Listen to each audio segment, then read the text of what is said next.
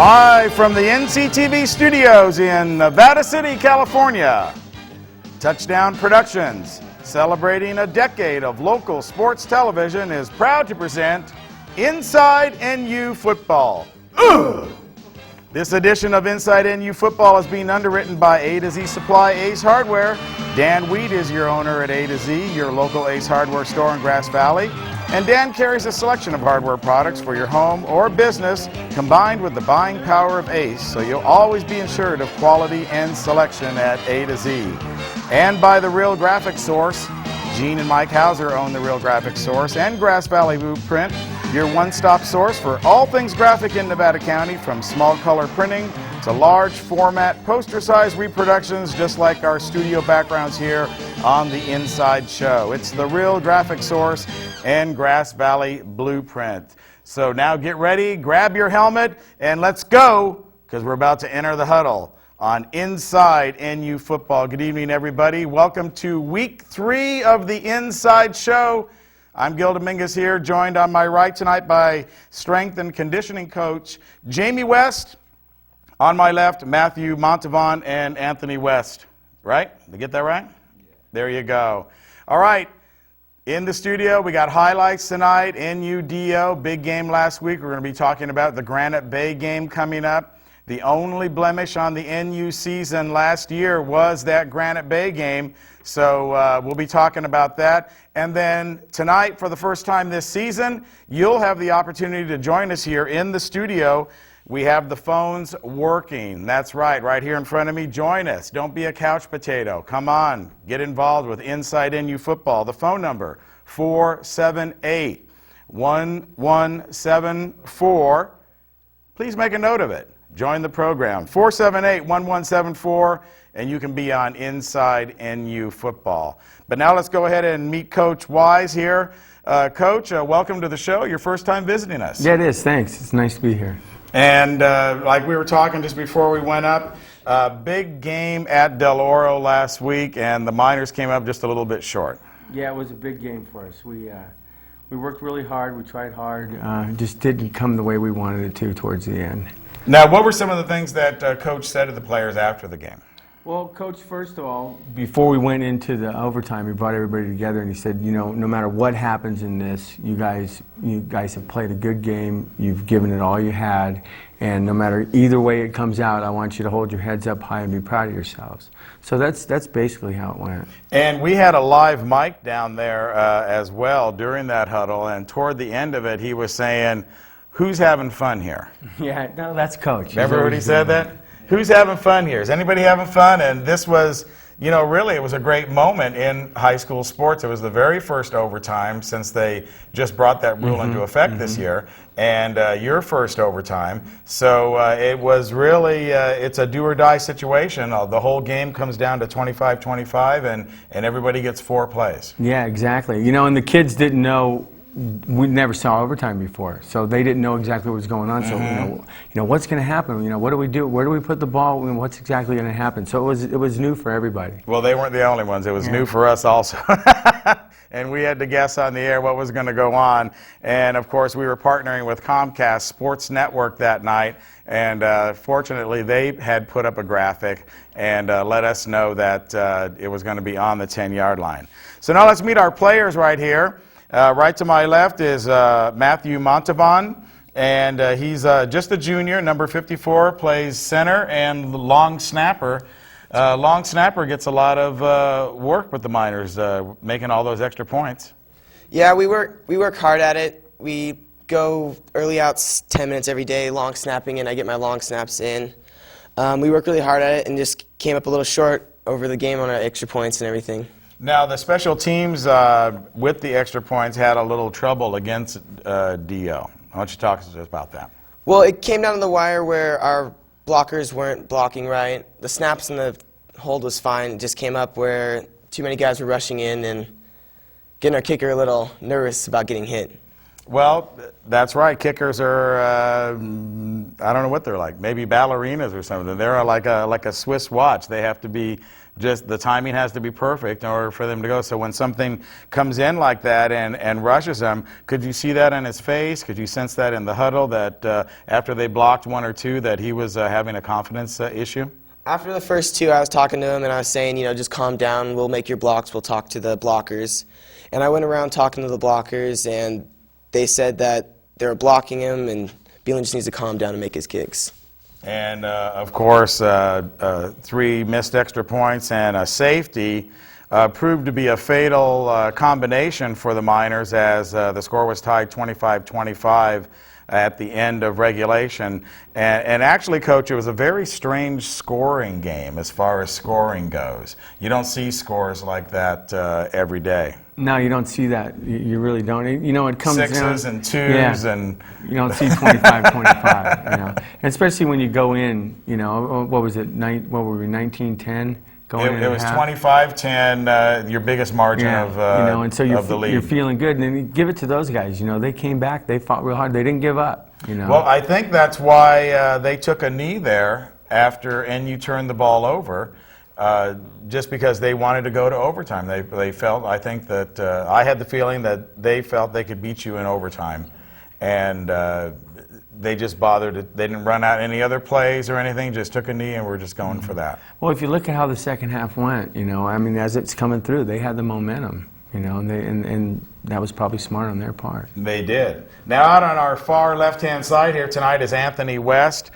Plays defensive tackle, but he likes to play D-end. So we stuck him out here on the end of the table tonight, so you get your chance now. Little D-end, you want to rush the camera 2 up there and just get right in his face, because inside show is a full contact show. Someone come out right now and just try and block you, and you'd have to fend them off. No problem.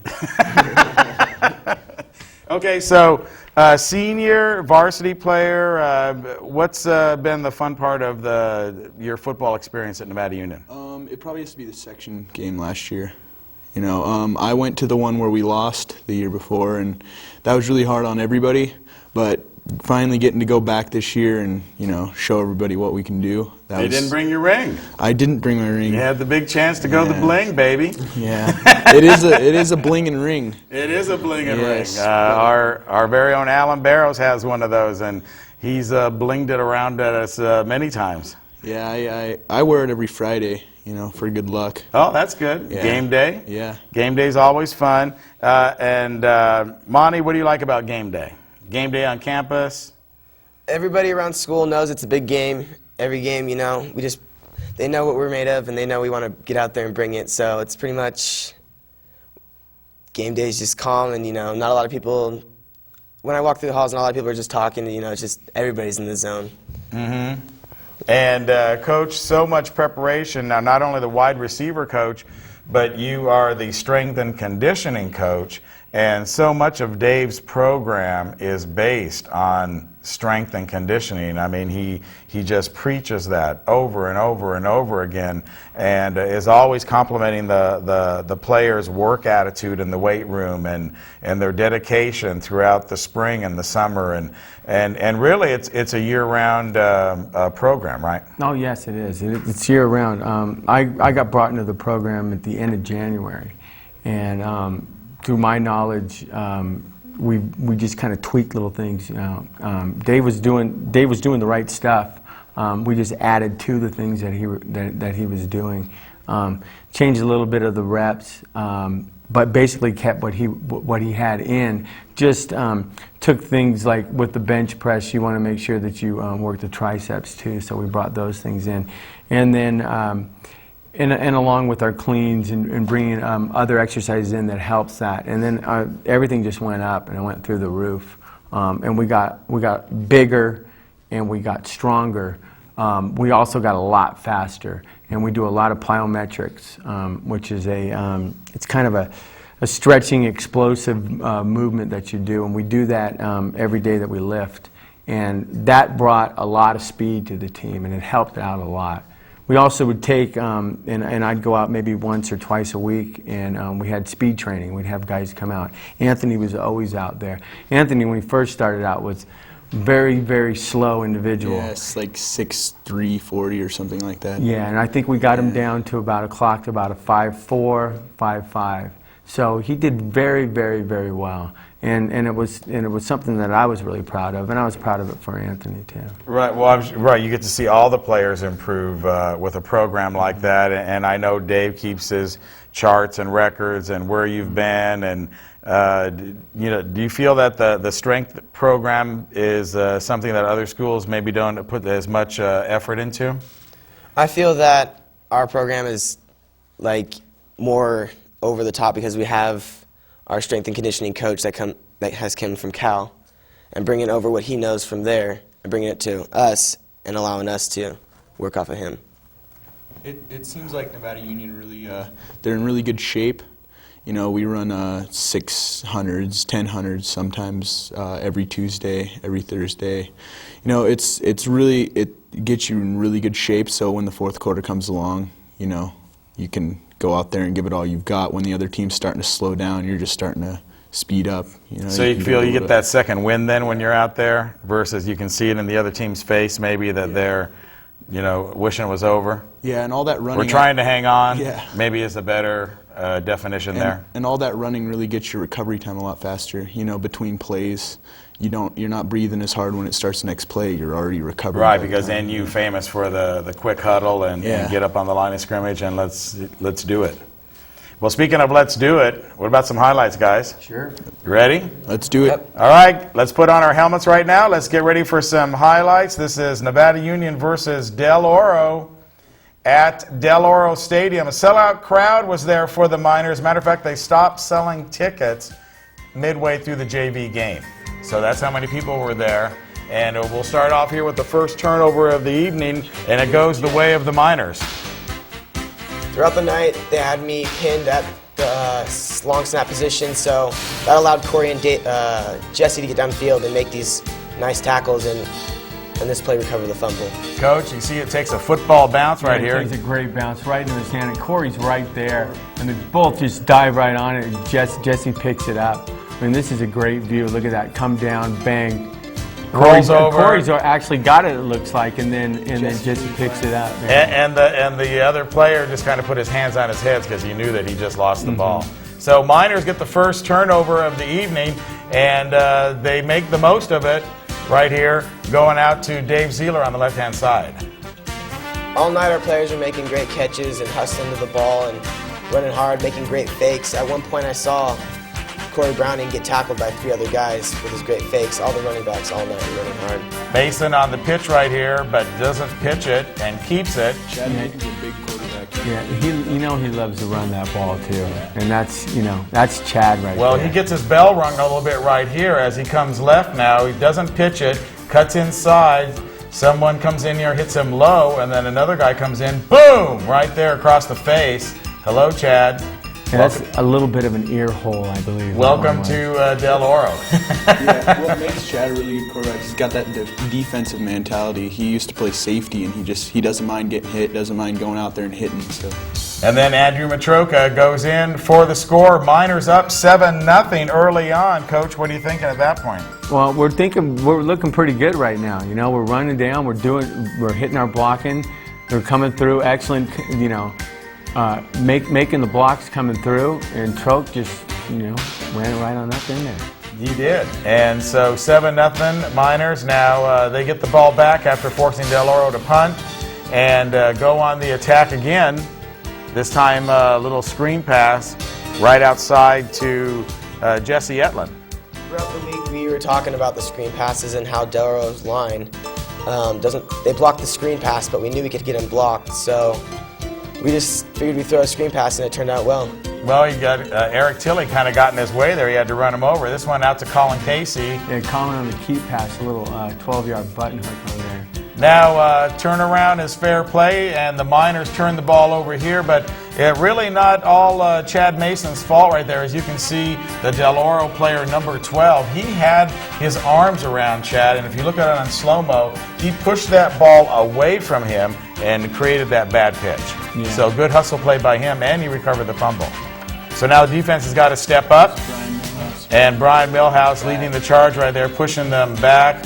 And there's Monster Mash coming in there from the left-hand side. Stop that play in the backfield. We'll watch this again. Look at how he just goes right through that Yeah, line. he gets right through it. Yeah, I was watching that on the sideline. You couldn't even see him come through the line. He was just, he fired off and then he grabbed the guy. He Swallows him up. He's so fast and he's so strong. And there we see him take him down in the backfield. Now it's a third down here, 3:51 remaining in the first period. Trying to pass, everybody's covered, trying to get to the outside. Forget about it. Millhouse brings him down. Now Dio forced a punt, and this ball probably should have just been let go in the end zone. Should have been let go in the inside. And, and we talked about that this week, standing on the 10-yard line.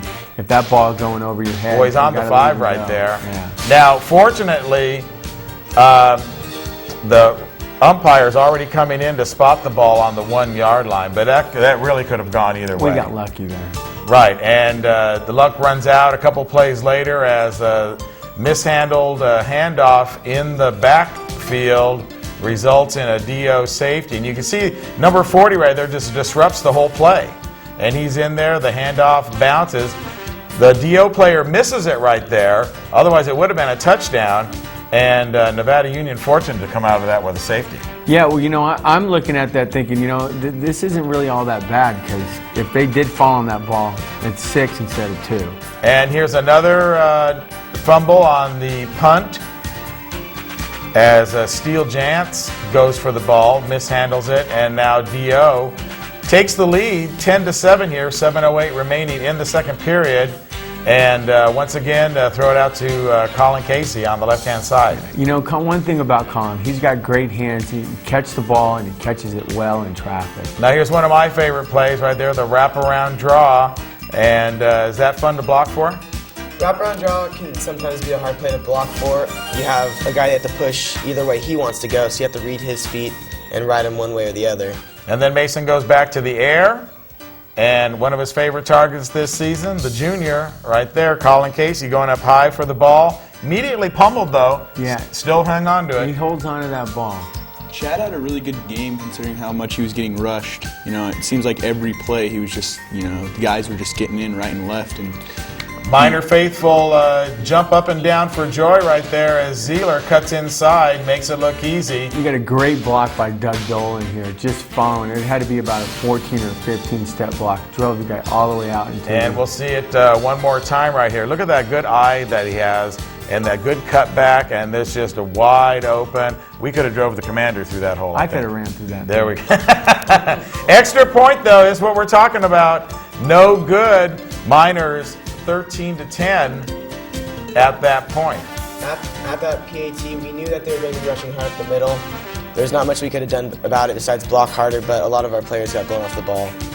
And after a DO punt, Dolan, long, goes deep, touchdown Miners. And I was asking you before the show, that was like an obvious play to go to again, and we never saw that again the rest of the night. I don't know why Coach didn't pick to go with that.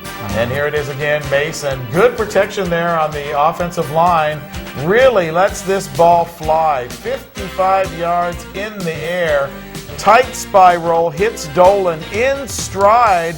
Right there, the ball hasn't even reached him yet. By the time he catches it, he's right there at the 3-yard line. Steps in. And 6 points, and we had him on the show a couple weeks ago. He loves to make those kind of catches and make those kind of plays. Yeah, that was a great throw and a great catch. So halftime comes and goes and finds the Miners on defense, and Dio trying to get something on the board, but number 42, Brian Stockton's not going to have any of that as he wrestles down the quarterback. Once again, intense pressure right here up the middle. And Zach Mash comes in there to tackle him. Dio now punting deep in their own end zone. Could be a good opportunity for the Miners here. That was really hard to say because I was on punt. I'm usually on punt return, and they replaced me last week, but now I'm on there this week again. And here's a great play by Zeeler on that pitch. Look at this block by the big man. Taylor Dever. And Taylor's down. Look how far downfield he gets. And you can see right here, he just he would score, they would score later, but he stepped out of bounds right there on the 2-yard line, and the official alertly picked that up. So now it's 1st and goal for the Miners, and they will put it into the end zone with Corey Browning. Like I said, all the backs were running hard. That last play, Dave Zeeler, just putting out his body, trying to make the extra play so we can get that touchdown, and then handing it off to Corey to make the touchdown. So 3rd quarter lead, the biggest lead of the game. Who would have thought that the Miners would never see the end zone for the rest of the game at that point? 25-10, and now here's the waning moments. 30 seconds left in the game. The double pass, Steele Jantz out to Mason, and incomplete. We'll see it again on the replay. Jantz going out. Miners won the game against Grant on this very play, but tenacious defense here by Dio. Watch Steele as he gets hit right there as he throws. And he does a great job getting rid of that ball, and that's why it probably came up a little short. Chad had to stop. And wait for it, right in his hands, but he had a defender coming down on him at the same time. A lot of pressure in that situation. Yeah, and that's exactly what happened. Really had that play covered. They had about 4 guys rushing in on Steele, and they had a guy really covering the pads. Now we're into the overtime. First play of the overtime. Start on the 10-yard line. You get 4 plays. Whoever scores wins the game. Double reverse. And it comes out. Chad's got to get this guy out. If Chad, well, you never know. I mean, Zeeler unable to get around the end. Second play, they sack him. They bring him back to the 11-yard line. You can see great defensive pressure right here. Zeeler unable to block the defensive man. Final play, corner, pass, throw it up there. Hope for something good to happen.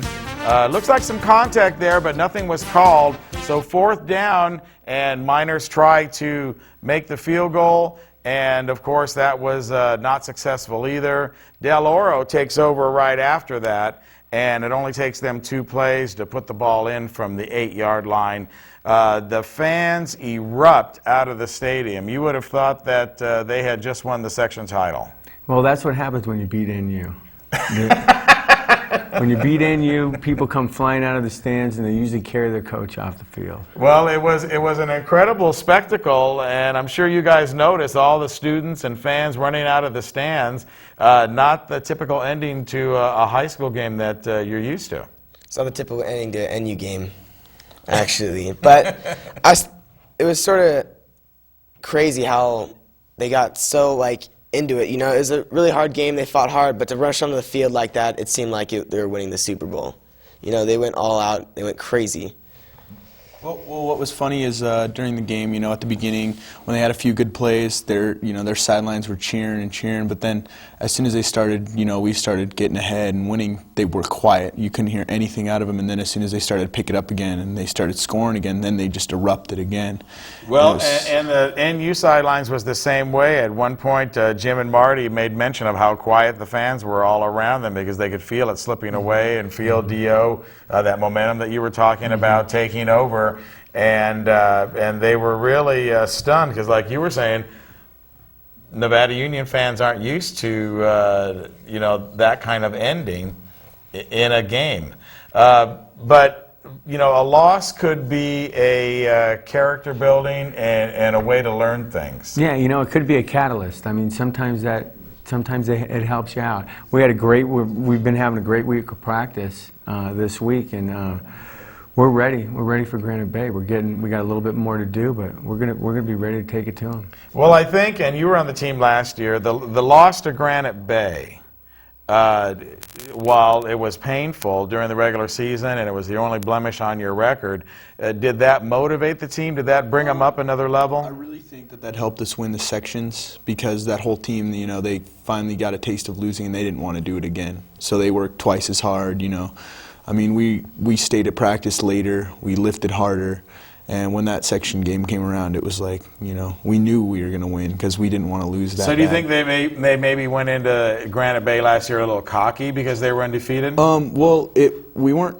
really cocky. Or things were just coming too easy for you? Things were coming real easy, but also we didn't have a lot of our starters. Some of the guys were out, bad grades, mistakes. that they had.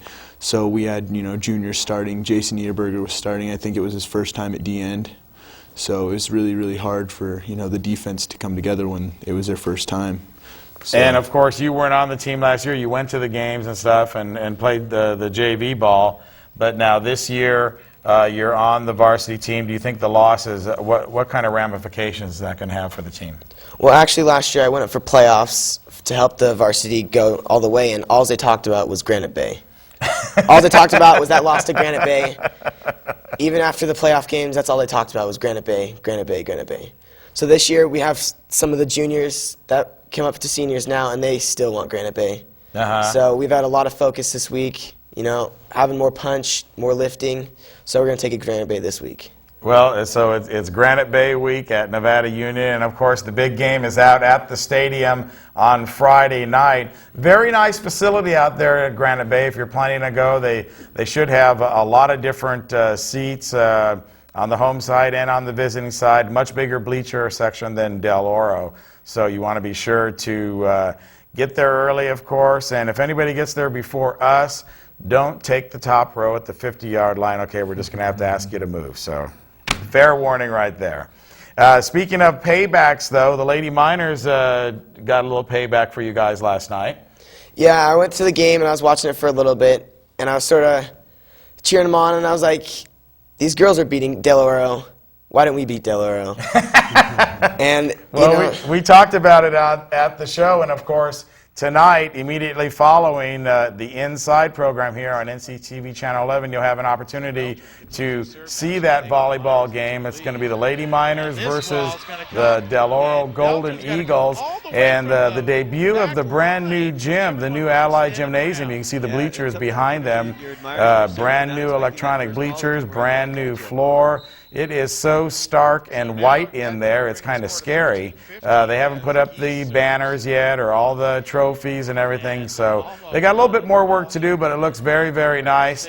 And Lady Miners going against Del Oro, immediately following us right here on the Inside NU football program. And we get 2 sports shows every Wednesday here on NCTV. First this one, and then, of course, our Game of the Week, too. So, Coach, Granite Bay, what do we got planned for them? Well, we're going to go hard. We've been working real hard this week. Like the kids have been saying, we've been going at it in the weight room, and we've been going at it early in the mornings and then in the afternoons. And we'll put a package together, and then we'll go and present it to them, and we'll come home with a victory. All right, and Monty, your thoughts on Granite Bay? From hearing what the seniors and juniors had to say about it last year, I want to go out there, make my snaps, do what I have to do, and go kill some grizzlies. He's going hunting for grizzly. And Anthony?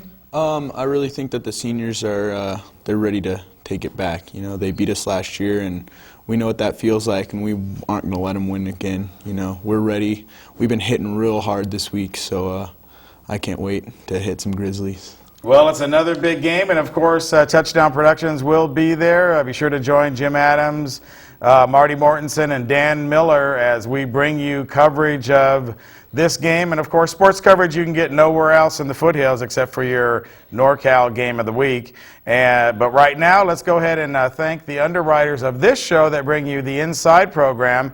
And of course, this edition of Inside NU Football is being underwritten by A to Z Supply, Ace Hardware.